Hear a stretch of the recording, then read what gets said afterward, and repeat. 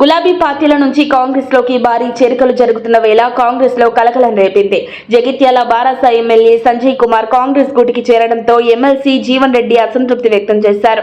దీంతో తెలంగాణ కాంగ్రెస్ పంచాయతీ ఢిల్లీకి చేరింది. ఈ క్రమంలోనే తెలంగాణ కాంగ్రెస్ నేతలతో బుధవారం సమావేశం నిర్వహించిన అధిష్టానం ఇతర పార్టీల నుండి చేరికల కోసం సీఎం రేవంత్ రెడ్డికి ఏఐసీసీ నుంచి గ్రీన్ సిగ్నల్ లభించింది. ప్రస్తుత పరిస్థితుల్లో చేరికలు తప్పవని అభిప్రాయానికి వచ్చిన అధిష్టానం గులాబీ పార్టీకి చెందిన మరికొందరు ఎమ్మెల్యేలను చేర్చుకోవాలని పీసీసీకి సూచించినట్టు సమాచారం.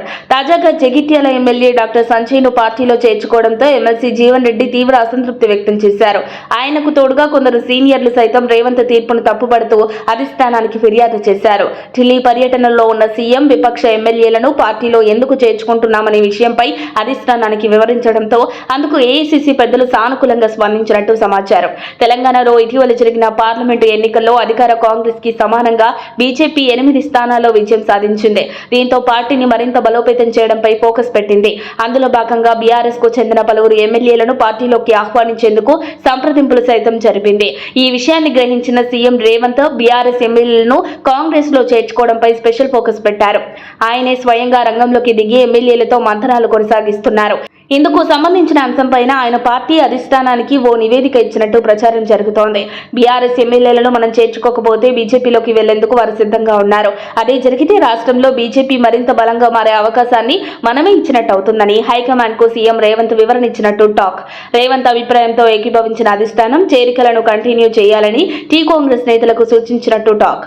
బీఆర్ఎస్ కు చెందిన నేతలు కాంగ్రెస్ లో చేరుతుండటంతో హస్త పార్టీలోని సీనియర్ నేతలు అసంతృప్తికి గురవుతుండటంతో జాగ్రత్తలు తీసుకోవాలని అధిష్టానం సూచించినట్టు తెలిసిందే. వలసల వల్ల పార్టీలో అసంతృప్తులు అలకలు రాకుండా జాగ్రత్తలు తీసుకోవాలని ముందుగా లోకల్ లీడర్లతో సమన్వయం చేసుకోవాలని సూచించినట్టు సమాచారం.